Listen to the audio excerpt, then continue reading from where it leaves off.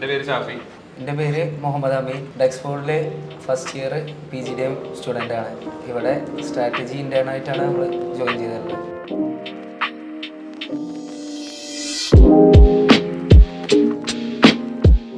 Strategy ഡിപ്പാർട്ട്മെന്റിൽ പറയാന്നുണ്ടെങ്കിൽ അവിടുത്തെ ആൾക്കാരൊക്കെ എല്ലാവരും നല്ല ഫ്രണ്ട്ലിയാണ്.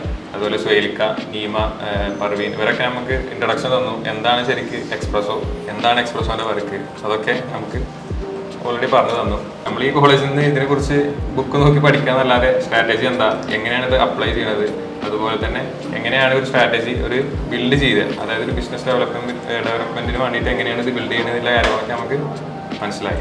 പിന്നെ എനിക്ക് ഏറ്റവും പറ്റിയത് ഇവിടുത്തെ വർക്ക് കൾച്ചറാണ്.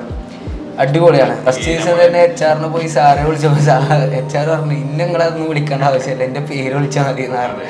ഇനിയിപ്പോ പേര് ഞാൻ എന്തായാലും 2 വയസ്സിന് മൂത്താണെന്നുള്ള ബഹുമാനത്തിൽ ഞാൻ മുസിനിക്കാന്ന് വിളിച്ചേക്കും. മുസിനിക്ക പറഞ്ഞത് അലിയ ഏജന്തിനെ അങ്ങനെ വിളിക്കുന്നത്, നമ്മളൊക്കെ ഒരേ പ്രായക്കാരാണെന്നല്ല പറഞ്ഞത്. അപ്പൊ ഇവിടെ കൾച്ചർ പറഞ്ഞാൽ സത്യം പറഞ്ഞാൽ അത്രയും അടിപൊളിയാണ്. നമ്മളെല്ലാവരും ഭയങ്കര ഫ്രണ്ട്ലിയാണ്.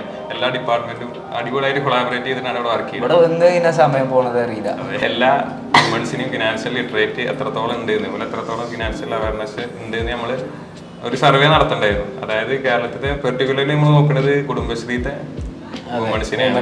ഓർക്ക് എത്രത്തോളം ഈ ഫിനാൻസിനെ കുറിച്ചിട്ട് അറിയാനുള്ള കാര്യം ഓരോടെ നമ്മൾ സർവേ ചെയ്യണം. അതായിരുന്നു ഞങ്ങൾക്ക് പിന്നെ കിട്ടിയ ടാസ്ക്. അപ്പോൾ ആ ഒരു പ്രൊജക്ടിന്റെ ഭാഗമാവാൻ ഞങ്ങൾക്ക് കഴിഞ്ഞിട്ടുണ്ട്.